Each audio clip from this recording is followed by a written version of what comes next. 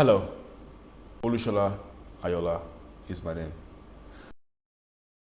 I am happy to be speaking to the Nigerian Society of Engineers Ibadan branch at this critical time when the world is plagued with coronavirus. There is uncertainty about where to go and how long this will last. Travel bans here and there.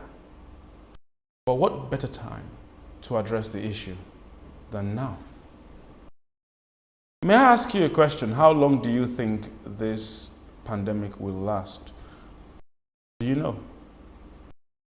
Okay, what if I tell you that there will come to a time when either a vaccine is found or some borders will have to remain permanently shut? And then the world will have to decide again how it wants to coordinate or perform global trading. Well, it's a very simple one. We are going to need to have a decentralized China. Countries would need to be able to sustain themselves and to be self-sufficient. Otherwise, they would need to have at least a close ally within their continent that can provide them with the kind of services that China provides the rest of the world today. But to do that, we need to have vision and we need to have proper plan put in place.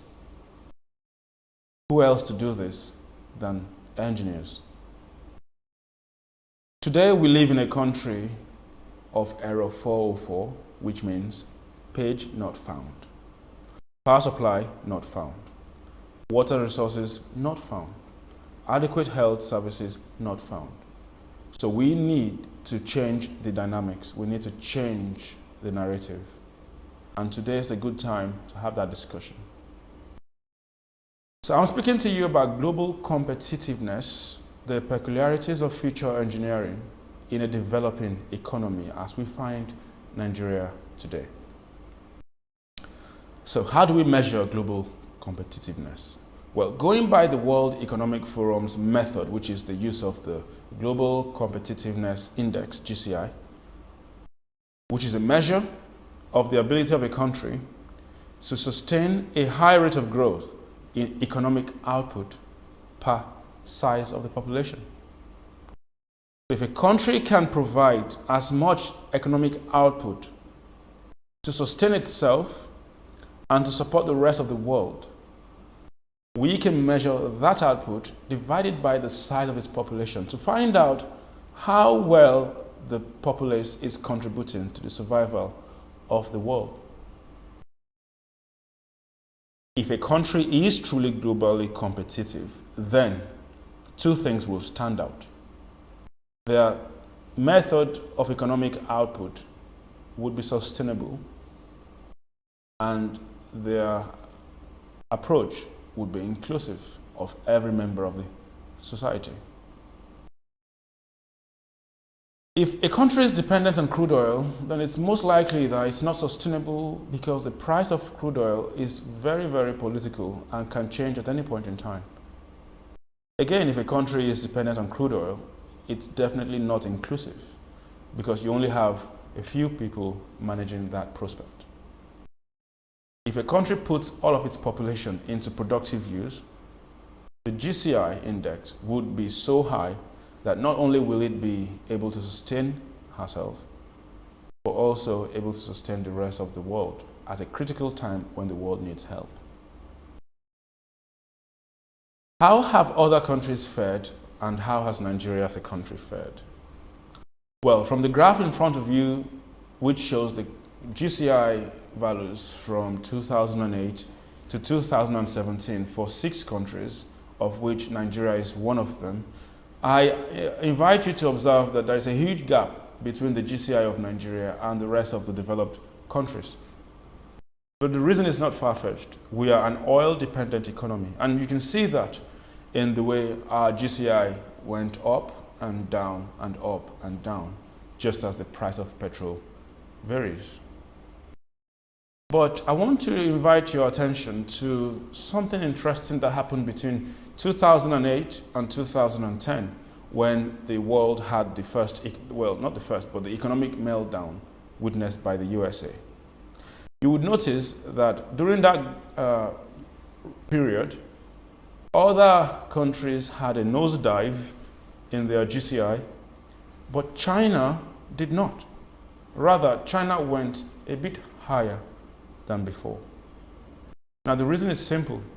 China has structured its GCI in such a way, its economic output in such a way that it's not fully dependent on anyone or on any factor around. And that kind of planning is more significant when you think about the population it's dealing with. As you can see, China has a population of 1.4 billion people, whereas UK has 67 million people. So when the GCI of China is high, you should know that it means that the actual GDP is significant. So, how has Nigeria fared amongst its fellow developing countries? Not too bad, not too bad. But you can see that we are all below average. To sum this up in a nice way, Klaus Schwab says, led by Mauritius, which was 52nd position, Sub-Saharan Africa was the least competitive region in the whole world, with only 25 out of 35 economies below average. Well, that's a big problem we've got. But let's push away the narrative of the past. Let's pretend that we are making a new way forward. Let's talk about the future. The future of jobs. Are we going to have a better situation in the future? Are jobs going to get extinct now that the world is becoming a global village? And of course the world is becoming a global village because now you can easily fly from anywhere and you're here. You can order for things immediately and it's delivered to your doorstep from anywhere in the world. Someone ate meat in China and the rest of us are washing our hands and drinking paracetamol for someone's headache, which before was a metaphor, could never happen. But now your neighbor's headache is now your headache because the world is a global village. Being competitive today, locally, is as good as being competitive globally. Because you can no longer shut your door to the rest of the world. They will find their way in. The other day, Nigeria wanted to ensure that we sustain our local rice industry by shutting down the borders. People still found ways to smuggle imported rice. So whatever must be done with a vision for global competitiveness. So this puts increased emphasis on the need for science, technology, and innovation. We must make sure that everything we are doing is following progress in science, technology, and innovation. And when we talk of innovation, what we mean is this. We need to start focusing our demand on highly skilled workforce that are equipped for this global competitiveness. Our standards must be global, our approach must be world standard, and our education must be world class. But while we are thinking about the future of jobs and wondering if jobs will go extinct, I would rather advise that we worry less about the future of jobs and more about the job of the future and ask the question, are you equipped for that? So with smart engineering becoming more prominent, smarter engineers will become in high demand. We now need more creativity in engineering as much as we needed for knowledge, because we can easily automate processes. Regular, routine, boring tasks will no longer be the job for a human being, but rather the job for a robot. Human beings in the workforce would need to be very creative to manage that. And let's look at the skills that are therefore required in the jobs of the future. Critical thinking, cognitive flexibility, creativity, negotiation. Those are tasks that we cannot leave to robots at this point in time. So anybody who wants to have a job in the future must be equipped with these skills. The task of just carrying crates from one place to another can now be left for a robot. Don't be that guy who, at the end of the day, is out of a job because you were just not prepared for the job of the future. Don't be like my former security guard, who I asked the question, "But why are you a security guard?" And he said, "Well, I used to be a typewriter repairer. I mean, I learned how to repair typewriters. I went to a school, I got my freedom, and I started working and I was repairing typewriters. But all of a sudden, people started using computers, and now there are no typewriters for me to repair, and I just feel like I'm too old now to learn how to repair a computer." What's the problem there? He failed to see the future early enough, and he failed to move with it. So, skills like this are what will be relevant in the jobs of the future. So when it comes to engineers, we need to be more futuristic in our thinking. We need to agree that people now want to live in smart homes where all the home appliances are connected to the internet. People want to be able to see what's going on in their homes even when they are away from home. People want to be able to control their electricity consumption, their water consumption. They want to receive alerts when the tank is full. They want to know when a stranger walks past. People want automatic gates that can sense danger and lock itself immediately. Electrical power grids are going to be replaced by smart energy grids, where all generating plants and consumer devices and sensors and energy storage devices and safety systems are all interconnected for easy community planning. Transportation, health, security systems will all become intelligent, capable of making decisions. Engineers must be futuristic in their thinking. Very soon, self-learning algorithms will be the order of the day. Automation of every process, the use of robotics for every single thing, across fields, will be necessary features in engineering projects. Are you ready for that? So, also, artificial intelligence will be the order of the day. But what is artificial intelligence? It is the ability of a computer-based machine to collect data from its environment, process the data using trainable sets of rules, understand aspects of its environment, and make informed decisions without necessary human interference. That's AI. Although the aim of AI is to simulate human intelligence processes, but we are not there yet. But that's the future, and we are getting there. But how did we get to this point where AI has suddenly become the order of the day? For three main reasons. There is now an increased availability of large, diverse, and real-life data. Data is now all around us. Back in the days, we felt we needed to collect people's profile, bio data, fingerprint and everything just to get that data, but no. Today, data is everywhere. In your mobile phones, you chat, you send emails, you have your Google history. All of these things are data that people can study about you and tell and predict your movement. They can predict every single detail about you. That data can be put to use with AI. Now you're getting more tailored advertisements on your phone. So when you go online, you type something, and then all of a sudden, on Facebook, on everything you're seeing, adverts relating to what you once searched on Google. There'll be a time when you can't hide. Improvement in computing power, size, and cost has made this very possible. Now you can have a very small computer that does as much as you can imagine. And of course, the algorithms people need to know is no longer a secret. It's now open source. There's a huge amount of knowledge sharing going on across the globe. So everybody is equipped with what they need to advance AI. No one is being left behind unless you choose to. Today, AI is predicted to add 16 trillion US dollars to the global economy by 2030, according to Pricewaterhouse Corporation.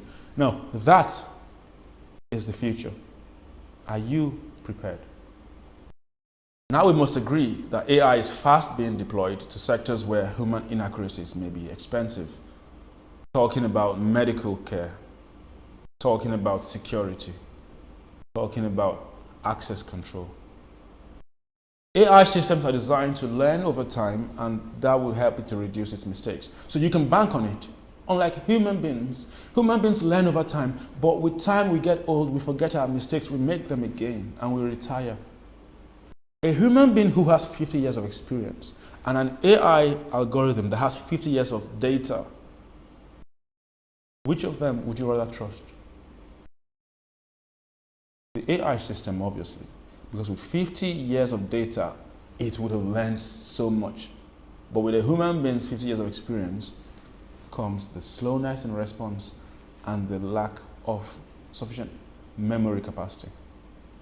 But unlike humans, AI is capable of analyzing vast amounts of data without any hassle. And with this, the world is now introducing a sea of ideas to us. Self-healing concrete, pollution-fighting buildings, car batteries that charge in 10 minutes, drown forest fires in sound, heart monitoring t-shirts. The possibilities are endless today. Are you thinking in this direction? Well, we have a challenge here. Anyone who leads the world in smart engineering will be the one to determine the global culture, the global ethics, and the global values going forward. If you in Africa sit down and wait for someone in India to make up a system, an AI-backed system that helps us do things, don't be surprised when that system does it the way the Indians do it. Don't be surprised when the ethics behind its code of conduct is purely foreign to you. But if you want to take the lead and be the one to develop solutions like that, then you have to be globally competitive in the things you're doing, in the projects you're providing, in the frontiers you're expanding. Are you up for the challenge, I ask you? To bring it home, let's consider our weakness. We have a citizenry that is myopic. Our people are not ready for the future. Whenever you bring up a new idea, and I'm sure as engineers we have that experience already, when you bring up a new idea and you tell people, hey, this is something we're trying to do for the community, the first reaction you get is, are we ripe for this? Do we need this? Is the country ready for this? I mean, people will tell you, this is not America. And that alone demoralizes everyone here. We can't plan for the future because we have a myopic citizenry. Government, for example, most of the time cannot boast of supporting futuristic engineering because the populace who should vote for them would say, is that what we sent you to do? We sent you to build roads and you are here funding research. Now research we go chop. So our citizens are not encouraging government, and that is our weakness. Also, and as a result of that, we now have insufficient government funding. The money coming from government is no longer enough to pursue high amount of quality, world-class projects. There's also low private sector involvement and collaboration in actual research. Most of the times, the best that the private sector would do is to donate a building, but the building is not what's going to do the research. It's the people, it's the tools in the lab. Inadequate electricity, that's the general complaint. If you talk about smart homes, smart grid, people will tell you, what if there is no light? How will it work? But why do we keep considering that as our weakness? If you haven't got enough power from national grid, consider an alternative. There's always a way out, but we'll come to that. And also there is a deficit in our academic curriculum, in the structure of our academics, the way we plan it, the education system. There is a huge deficit in it. I'll give you an example. In the UK, where they are also very futuristic in their planning, secondary school leavers have two options. Three options. It's either you continue with A levels and go to the university to become a graduate, or you go to a college, become a H.D. holder, and proceed from there. Or you don't even do that, just become an apprentice and get right into the company where you want to work. Three good options. For the first option of going to the university, you will have to pay for yourself £8,000 per year. What that means is that it's either you can afford it or you can't. And if you claim you will afford it by collecting loan from the government has student loans they will give you in the UK. But after you graduate, you have 20 years to make that payment back. If you don't get a good job within that period, it's okay, the government will write off your debt. But if you do, you have to pay back loans from the government. Compare that to the other option of going for HND, which is cheaper, and you can actually do a part-time course working with a company, gaining field experience at the same time. So what that means is that you will come out of the program with sufficient years of experience and you would not be owing anyone. Because most times the company you're working with as an apprentice would fund your college education. And that way, which takes us to the next one, in the UK, they have a well-managed internship and mentorship program. Because you're coming out of the secondary school, going straight into a company you want to work with, developing your potentials, and being properly mentored by senior colleagues. By the time you spend 5 years in that company, you've become a pro, whereas someone who went to university would come out with theoretical knowledge, not becoming a pro. But the good thing about their own education system is that even in the university, you get sufficient practical exposure. But in Nigeria, we have a poorly managed internship where students go out for internship, but all they do is sit down serving tea in some places. And why is that? Because the companies are not encouraged to have interns. They don't get any benefit from the government. It takes effort to have an intern with you that you're ready to train because you need to spend time. And unless the government is encouraging that, most companies will just feel it's a distraction. Also, another weakness we have in this country, in Nigeria, is that we consider certificates over knowledge. Most people just want the paper. They don't want to learn. Because in the real world out there, the focus is on your certificate, not your knowledge. But when we come out to the real world, we realize that we have so many graduates, but poor knowledge reserve. Who is to blame? The government, the private sector, the professional bodies, or is it the people? We are all to blame, but I would like to take it from the bottom-up approach. Let's start with the people, because if the people's mindset is not ready, the government cannot put its mouth or money where the people's interest is not there. Because it's a democracy, government will have to be accountable to the people. So when the people desire to have something, that's when the government would head in that direction. So I would like to take it, in the blame game, I would like to take it from the bottom-up approach. Peculiarities of a developing economy, very simple. That's the way to Europe, and you can see everyone flocking out, heading to Europe on the sea. Most of them drown in the sea. Why is that? Because we have poverty in our country. And when I say poverty, I'm not talking about poverty in money. I'm talking about poverty in our management of ideas, our management of resources, our management of opportunities. I worked in the UK for some time before coming back to Nigeria. And what did I notice? Most times when the UK wants to set out on a project, they consider where it's cheaper to do it. UK, China, UK, China, and they say, you know what, it's cheaper in China. Send out the project to those in China. What will those in China do?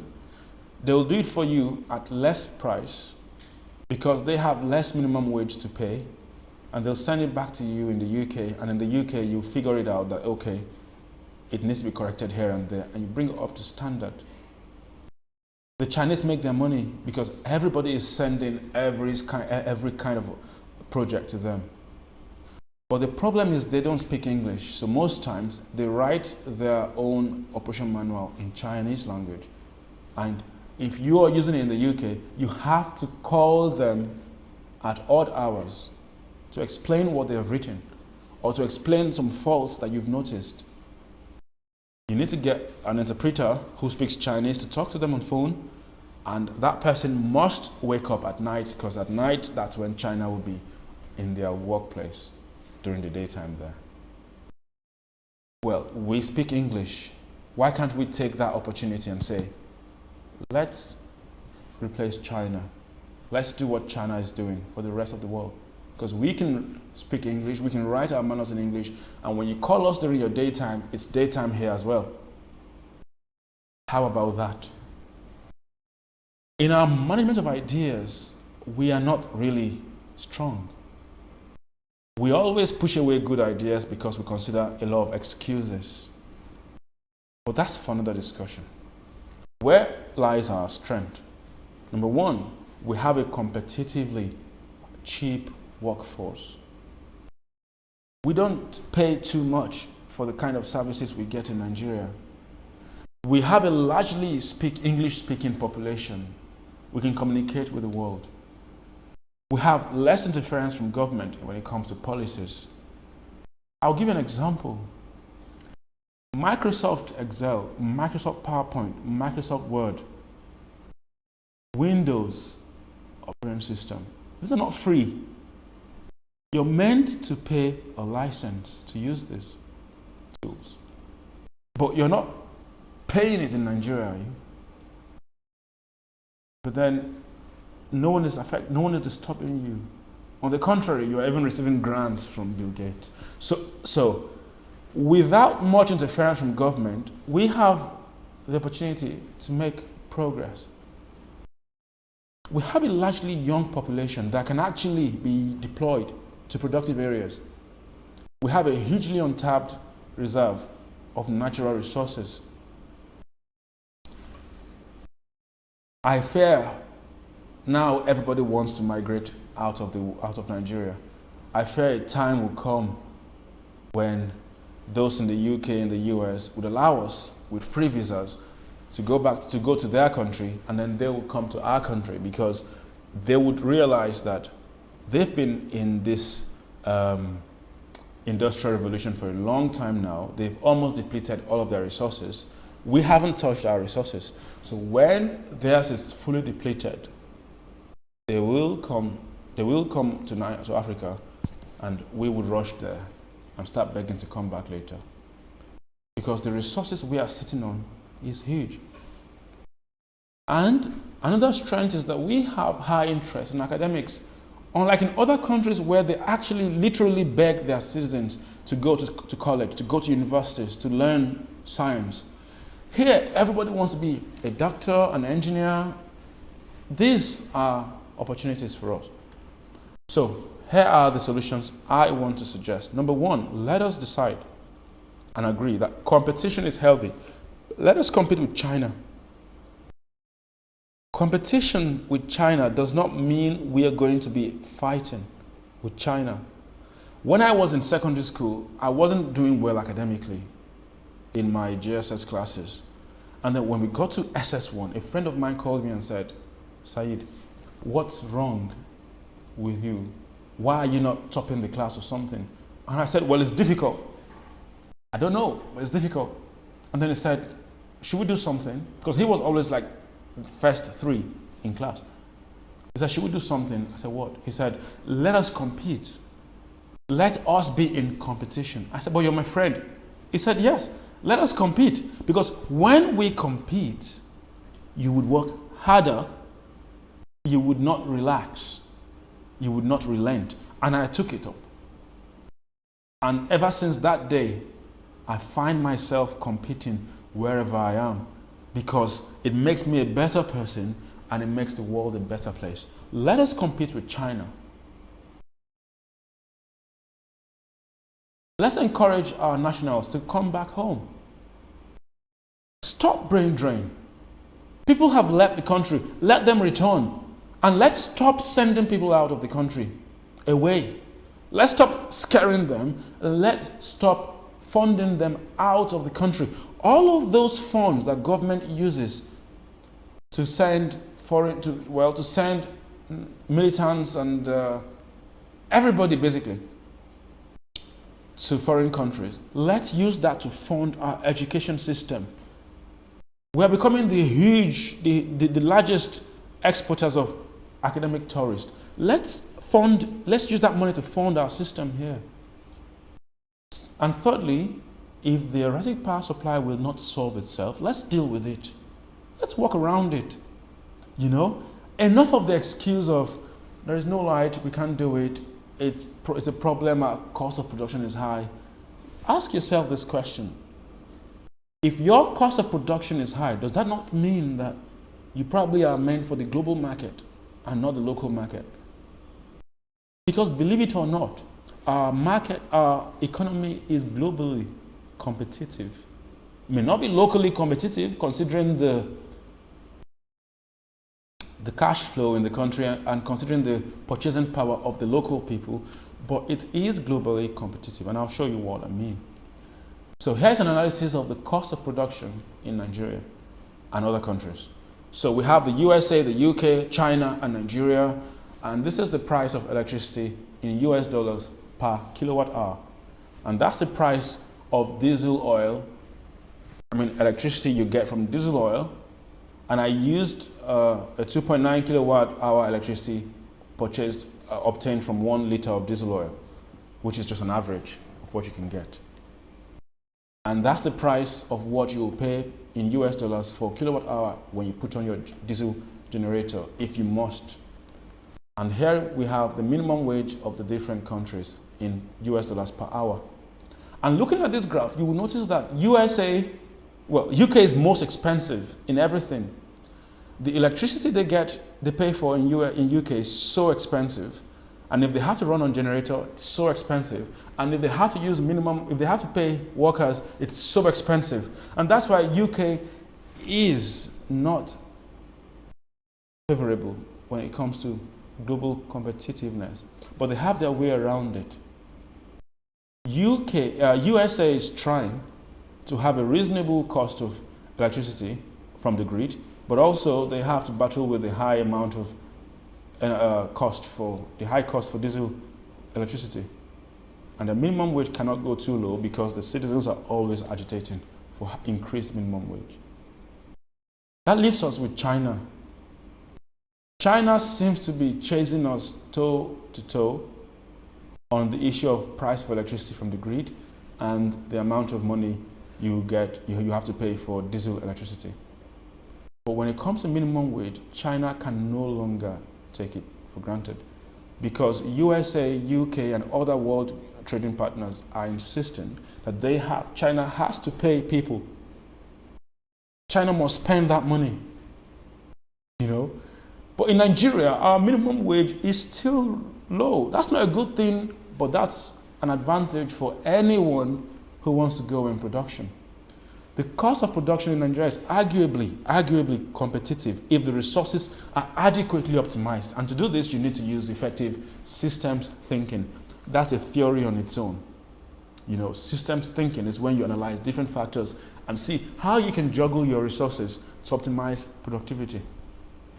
So I'm looking at this table and I'm saying to myself that if the price of electricity from diesel is 21 cents and my minimum wage is 54 cents, then what will happen if I run my company fully on diesel generator?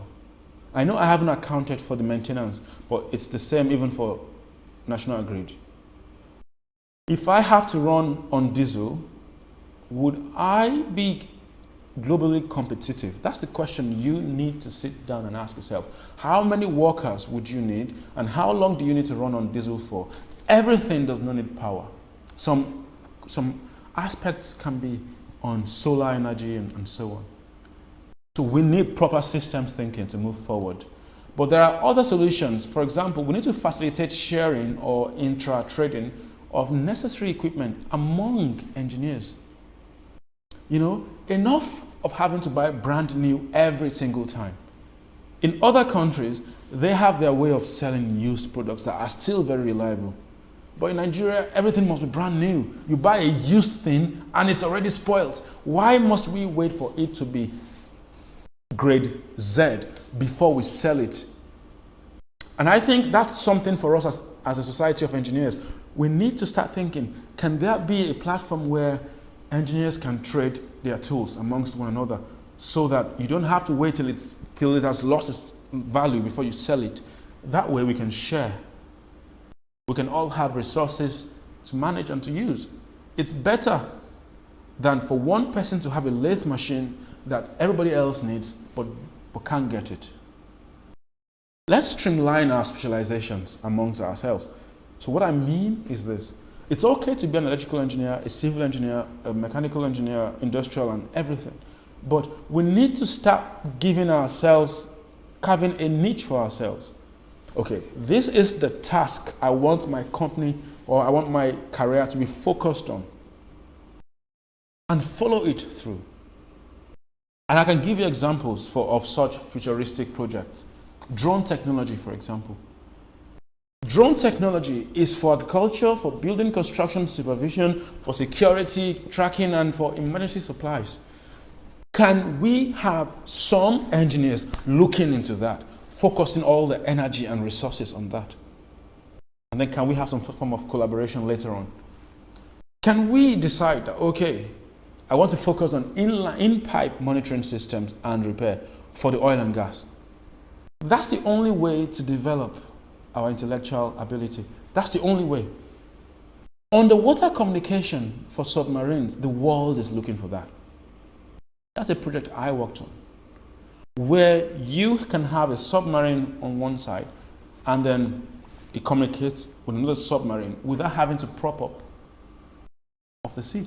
Because today, submarines need to come up a bit to be able to use the EM radiation in the air. But then that beats the whole purpose of stealth mode. That's a problem our communications engineers need to be looking at. We need to be futuristic in our solutions.